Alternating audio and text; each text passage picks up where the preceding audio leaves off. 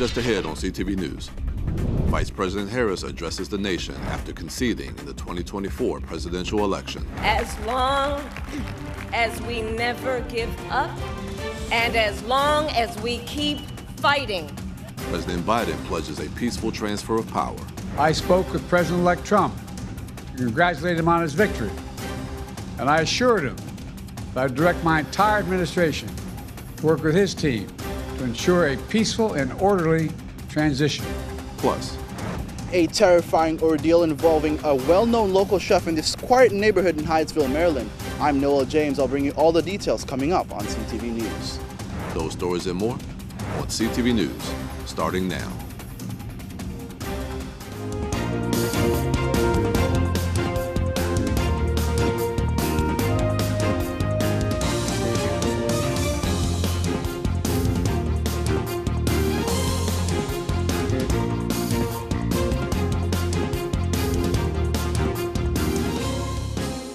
Good evening. This is CTV News for November 7th. I'm Mariah Jalad. Thanks for joining us. Vice President Kamala Harris made her appearance yesterday at Howard University, addressing her alma mater, supporters, and the nation following her concession to Donald Trump. VP Harris was initially scheduled to make an appearance on election night, but wanted to wait until more votes had been counted. Her concession speech was intended to empower her young voters and supporters. While I concede this election, I do not concede the fight that fueled this campaign.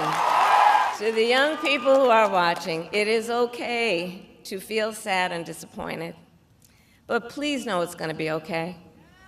On the campaign, I would often say, when we fight, we win. But here's the thing. Sometimes the fight takes a while.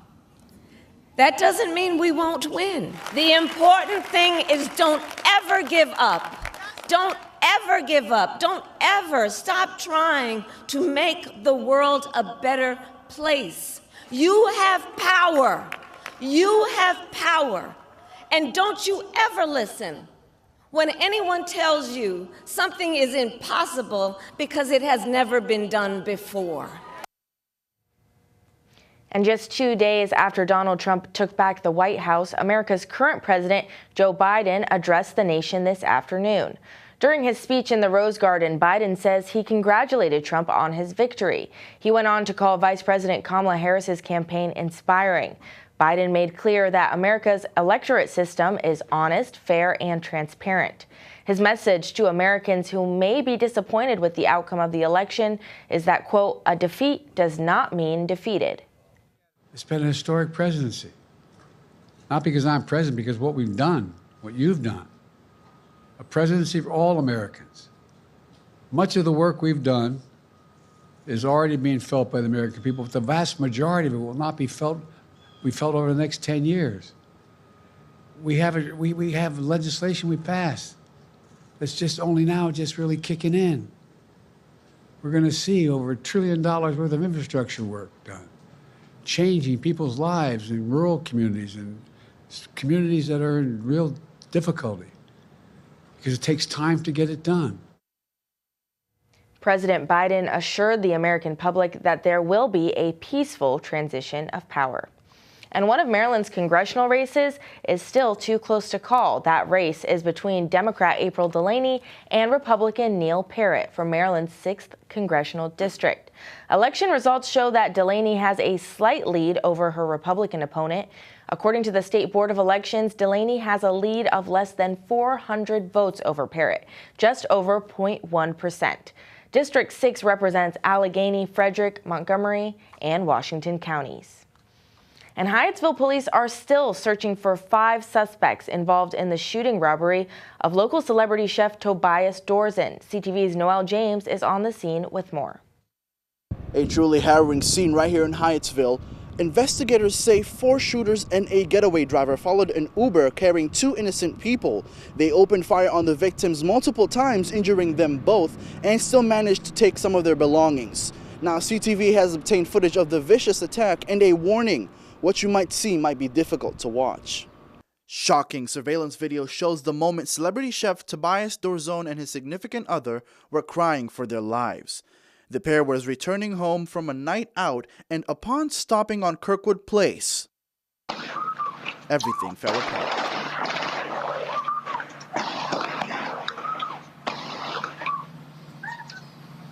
In this ordeal, most of it captured by ring cameras from the neighboring houses, you see the 4 suspects surround a wounded Dorzon, robbing him as his partner struggles to hide behind a neighboring sedan.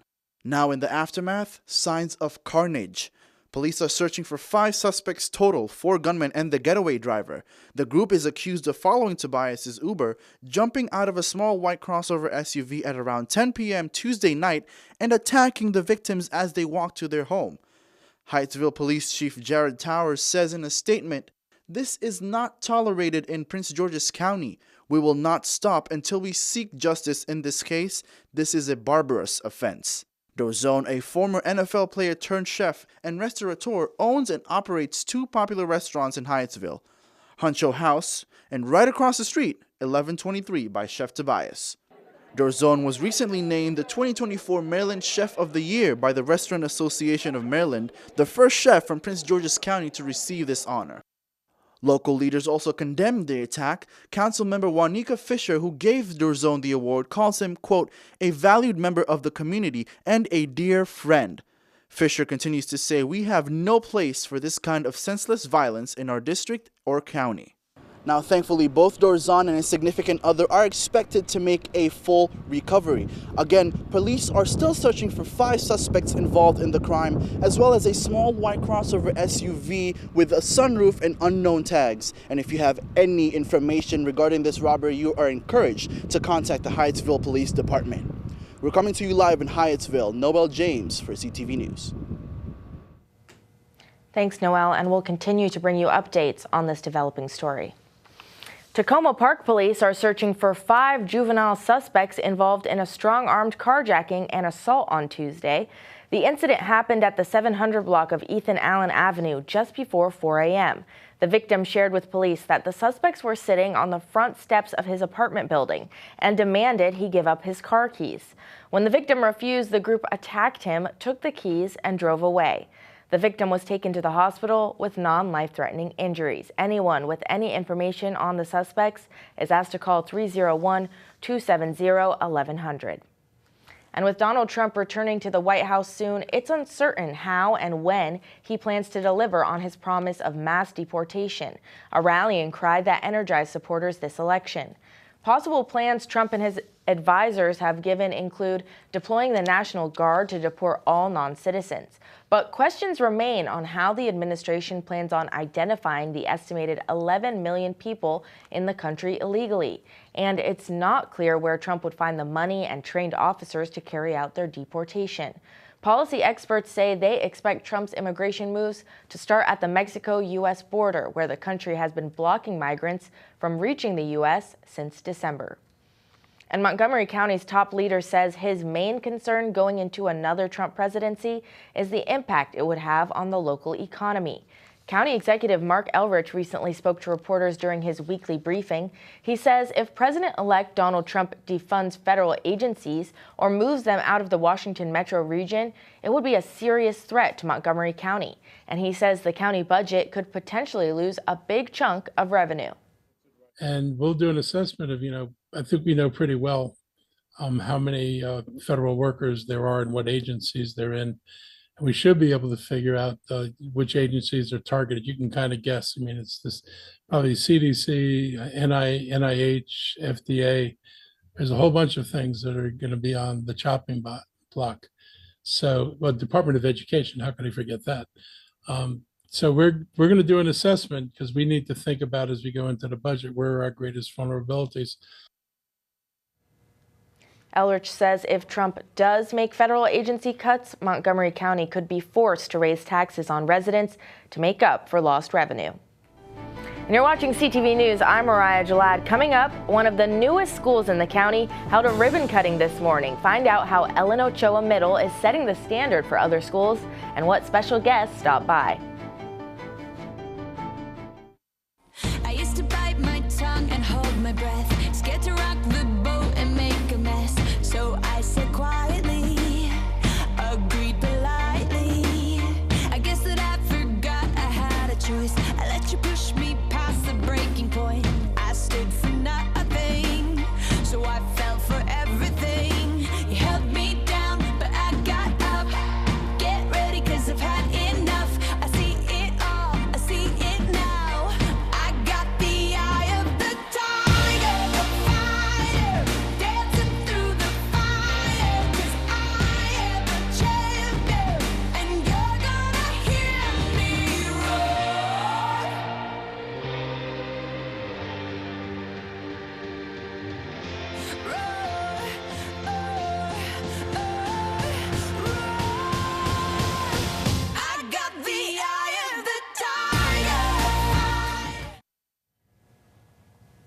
Welcome back. The Federal Reserve reduces their key interest rate again today, easing inflation pressures many Americans have felt and helped contribute to Donald Trump's election victory. The Fed reduced its policy rate by 0.25 percentage point, following up on the reduction of 0.5 point that came in September. Future moves by the Fed are now in question, though, with incoming policy changes from a Trump administration and Republicans possibly in control of both houses of Congress. Trump's proposed economic policy include import tariffs, tax cuts, and blocking immigrants that many businesses rely on for employees. And the former Prince George's County School Board member that kept his seat while working another job in Missouri continued to be paid for months until he resigned last summer. David Murray earned nearly $10,000 from the school system, even while the Office of Integrity and Compliance said he abandoned his board member duties and responsibilities. Murray started a new job in St. Louis, Missouri in January of this year, but did not resign his board seat in Maryland until July, after a complaint was filed with the State Board of Education. And Morgan State University will receive $5 million to boost its research capabilities, thanks to Senators Chris Van Hollen and Ben Cardin and Congressman Kwesi Mfume. The Baltimore HBCU has been classified as a high research activity status university by the Carnegie Classification of Institutions of Higher Education. The funding will support Morgan State in its efforts to move up from R2 status to R1 status, the highest classification by Carnegie. If successful, Morgan State would be the only HBCU to have this status. And today, the namesake of one of Prince George's County's newest schools was in the building for its official ribbon cutting. Dr. Ellen Ochoa, the first Hispanic woman to go to space, lends her name to Ellen Ochoa Middle School in Landover Hills. The school is the blueprint for future county schools, being energy efficient, sustainable, and featuring state-of-the-art learning environments. Ochoa met with students at the school today, sharing her inspiring story. My grandparents were born in Mexico in the 1870s, and I can only imagine the amazement and pride they would feel on knowing that their granddaughter grew up not only to travel in space, but to have their name and Hispanic heritage used to inspire future generations. What everyone in the astronaut corps shares in common is not their background, not their gender or their race or ethnicity, but motivation, perseverance, and desire, the desire to learn and participate in a voyage of discovery. The school was built as a part of the county's Blueprint Schools program and has been home for 6th through 8th graders since this school year.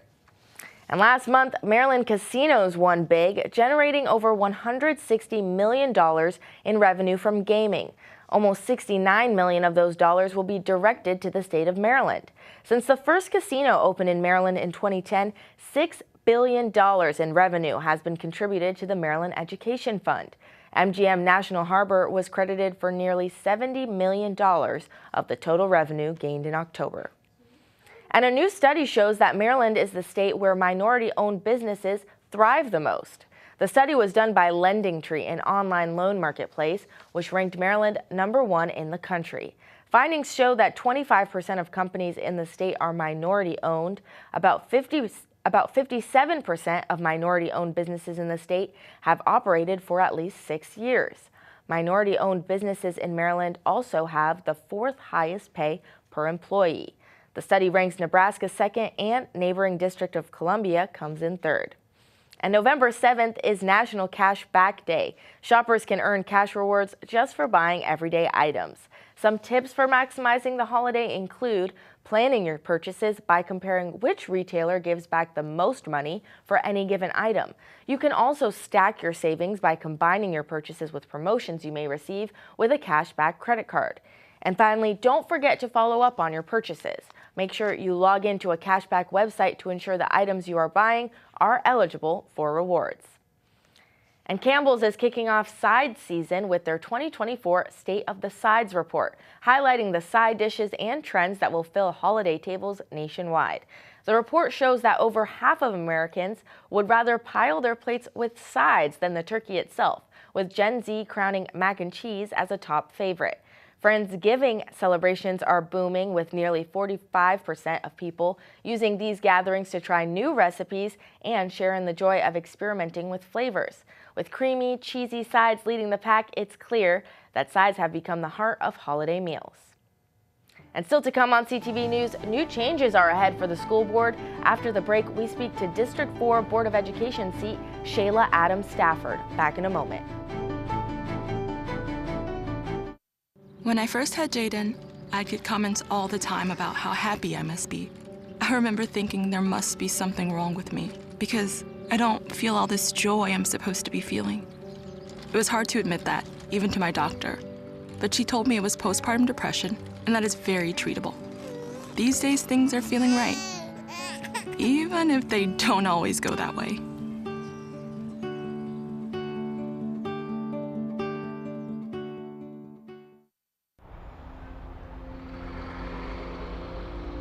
The doctor said I only had a 29% chance to find you.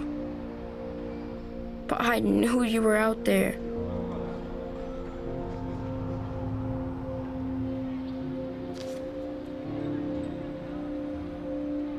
Every night, even when my heart was sad, I wished for you to sign up.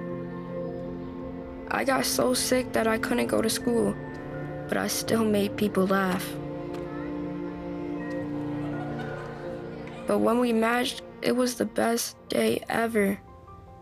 Dear donor, your blood stem cells saved me from leukemia. Thank you forever and ever and ever. Sincerely, Owen.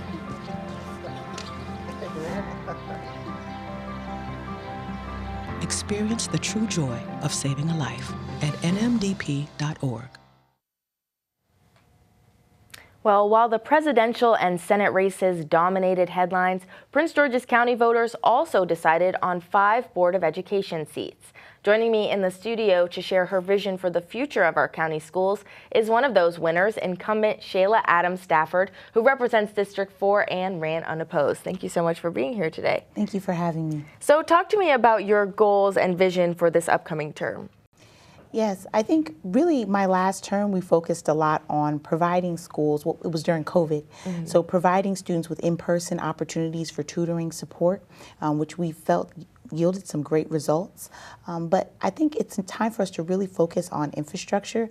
Right now, I'm the chair of the Budget and Fiscal Affairs Committee, and we're really looking closely at our $500 million deficit in terms of our capital improvement program, and really ensuring that we're bringing home some dollars to help us to close some of those gaps and fix some of our schools that really are dealing with some infrastructure issues.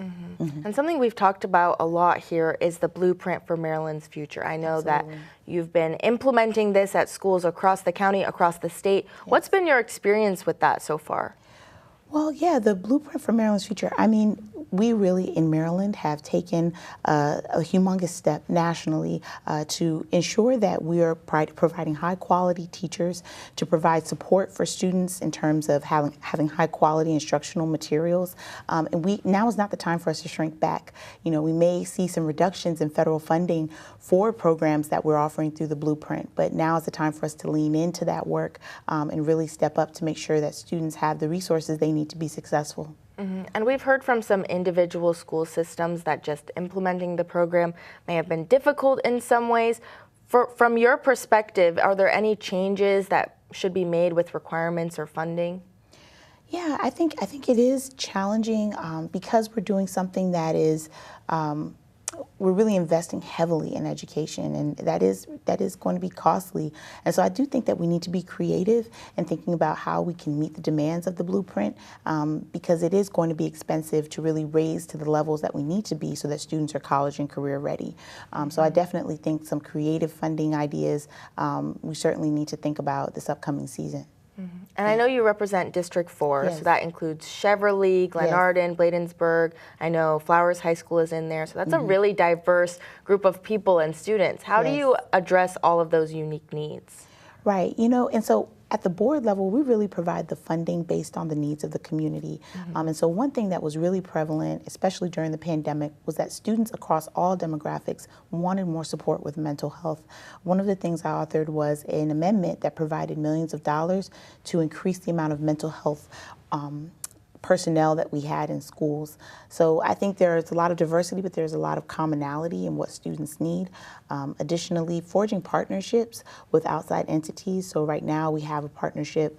Right now the Maryland Parks and Planning is working to support some of the work of the school system by hosting a Saturday Academy, which is something that I help to support.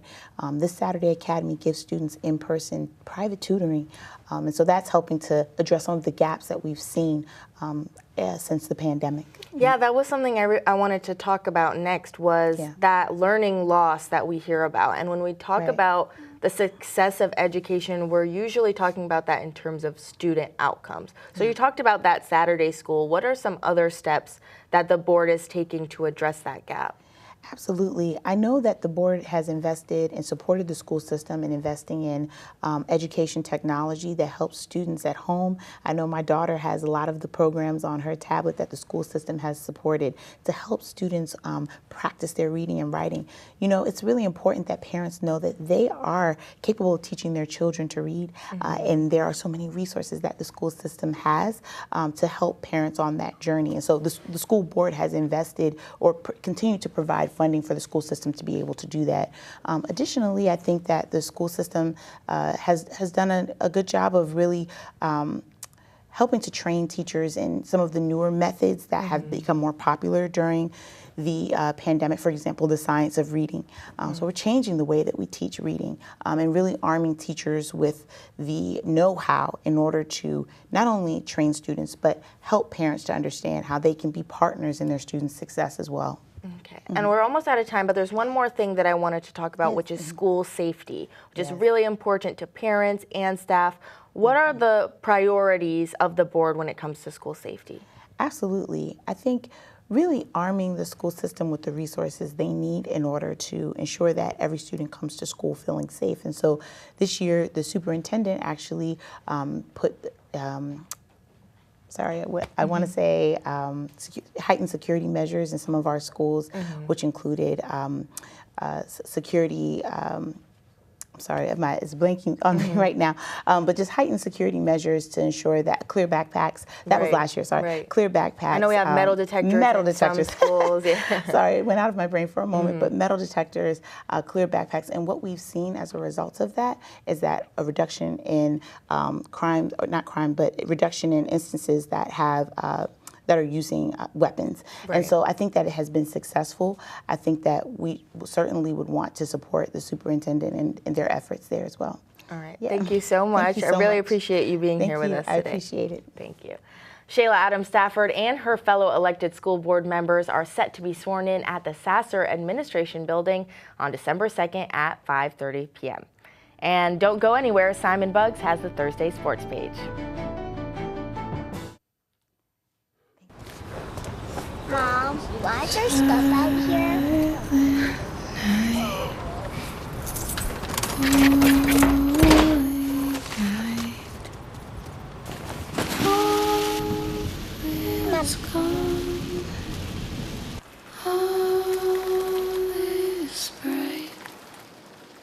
I just need a minute, okay? I know, I'm sorry.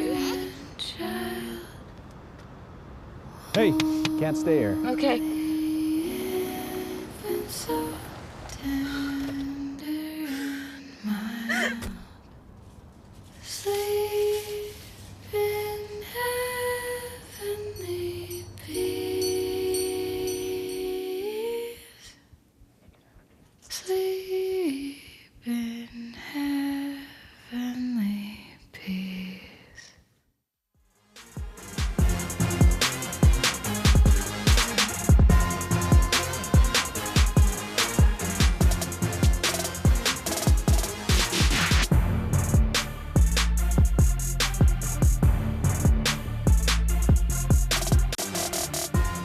All right, everyone, it's time for your Thursday Sports page. The Terps women's basketball squad season is in full swing, and the Lady Terps look to build off of last year where they went to the March Madness tournament, but lost in the first round.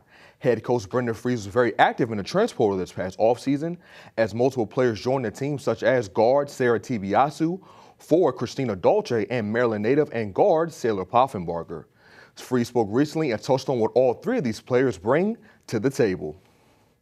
We also bring in Atlantic 10 Player of the Year with Sarah Tibiasu, who gives us a true ultimate point guard.